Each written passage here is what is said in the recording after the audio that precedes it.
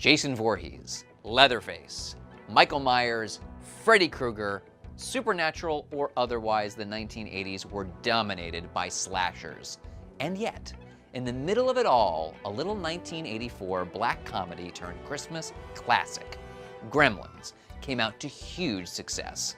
Gremlins' family brand of horror helped necessitate the PG-13 movie rating and inspired a host of knockoffs and parody films like Ghoulies, Critters, Munchies, and Hobgoblins before finally releasing its own sequel, Gremlins 2: The New Batch, in 1990. For about a decade, tiny monsters that were equal parts cute and deadly stood toe-to-toe with the titans of horror. But why? Why did the Gremlins find success in the first place? What do the films that shared a subgenre with Gremlins during that time tell us about what makes a tiny monster movie successful? And are the Gremlins due for a comeback, or do they never really go away?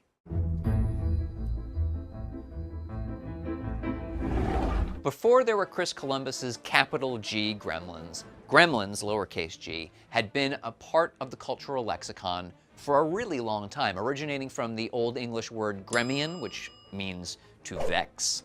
Gremlins were rooted in the same history as creatures like leprechauns, goblins, and fairies.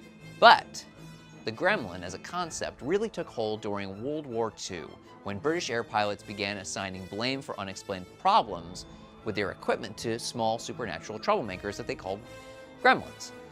The belief in gremlins became so firmly implanted with the cultural consciousness that famous children's author Roald Dahl wrote a book called The Gremlins in 1943, which was supposed to be made into a Disney film, but never got produced. Likewise, Disney's biggest rival at the time, Warner Brothers, produced a Bugs Bunny cartoon in 1943 called Falling Hair, wherein Bugs has to match wits with a gremlin destroying fighter planes. Now fast forward to 1963, and you'll find a very famous Twilight Zone story starring William Shatner called Nightmare at 20,000 Feet, featuring a gremlin on the wing of a commercial airline. The story was so popular, it became a bit of a meme and was retold in the Twilight Zone movie 20 years later in 1983 with John Lithgow in the Shatner role. But the enormous success that Gremlins and its subgenre would enjoy can't be explained with Gremlins' direct predecessors alone. You also have to look at the impact of American history too. Post-World War II, America spent much of the 1950s moving backwards. Women went back to the kitchen, our fear of outside cultures increased, and a strict set of suburban norms became an enforced standard. Segregation and closeted homosexuality were the order of the day until the 1960s and 70s counterculture, which in turn was responded with the 1980s and Ronald Reagan's, let's face it, 1950s 2.0. The 50s fear of outsiders often took the form of little green men from Mars in science fiction, and the 80s was poised to do something very similar. With the Cold War still going and an AIDS epidemic feeding fears of both outsiders and infection, Spielberg produced two films that played into and against both. Poltergeist brought an infestation of the supernatural as a result of Native American culture, while E.T. tried to take the opposite tactic by painting outside cultures and species as something wondrous through the lens of a child's friendship with a benevolent spaceman. At the corner of these two films is Gremlins, a film written by Chris Columbus out of a fear of the rats in his New York City loft. There's your fear of infestation and infection, and it was directed by Joe Dante, whose love of 50s B-movies, many of which played on fear of an alien other, remains legendary even today. And, of course, it was produced by both Steven Spielberg and Star Wars' own Kathleen Kennedy. The Gremlins hit every note. Gizmo the Mogwai that starts everything comes from a shop in Chinatown representing a fear of communism and Eastern culture in general. And that adorable furry creature winds up producing little green men, who, while not from Mars, certainly act as destructive invaders. None of which is to mention how disgusting and diseased the Gremlins look.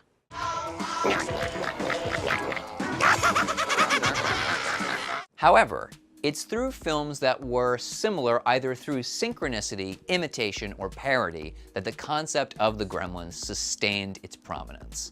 For example, Also released in 1984 was Ghoulies, a film which also included small supernatural monsters. What's interesting about Ghoulies, though, is that unlike Gremlins, they aren't as featured in their first film. The real villain is Malcolm Graves, and then later his son Jonathan Graves is also evil.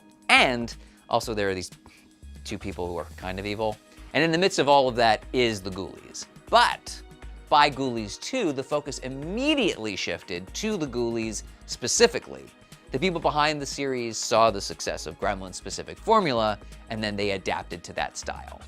Similar is 1986's Critters, which, according to director Stephen Herek, was conceived before Gremlins was released, but was so similar that there had to be rewrites. Interestingly, while the core concept of Little Monsters remained, said monsters, the Krites, wound up actually being from space. Now remember how the Gremlins ape a little bit of that 1950s Green Men from Mars idea? Well, here the Krites are from space, potentially to differentiate themselves from Gremlins, which is wild because it still stays within the zeitgeist that made Gremlins popular in the first place. And then there's Roger Corman's send-up of Gremlins, Munchies, which featured little monsters who were aliens, but who also would replicate themselves if you break one of their rules, just like the Gremlins. In short, Gremlins released the most successful version of a Little Monster story at the perfect time, and then a ton of other people used their same formula, even when they were either trying to differentiate themselves or be a parody. Even a movie like 1988's Hobgoblins, which is notoriously one of the worst movies that Mystery Science Theater 3000 ever riffed, keeps the Gremlins' popularity up with its bad Gremlins-like puppets by virtue of being one of those so bad it's good movies that people will still love to hate watch, even today. Gremlins kicked it off, but in so many ways, these other films kept the Little Monster fever going and even expanded on it. Gremlins started in 1984 and released its sole sequel so far in 1990. And the most successful similar franchises, Critters and Ghoulies, spawned 4 movies apiece, all of which were done by 1994. That's a solid decade of Gremlins and Gremlins-esque movie making before the bubble burst. Kind of. The most interesting aspect of the Gremlins is what they opened the door to. With a little help, that is. You know what came out in 1995?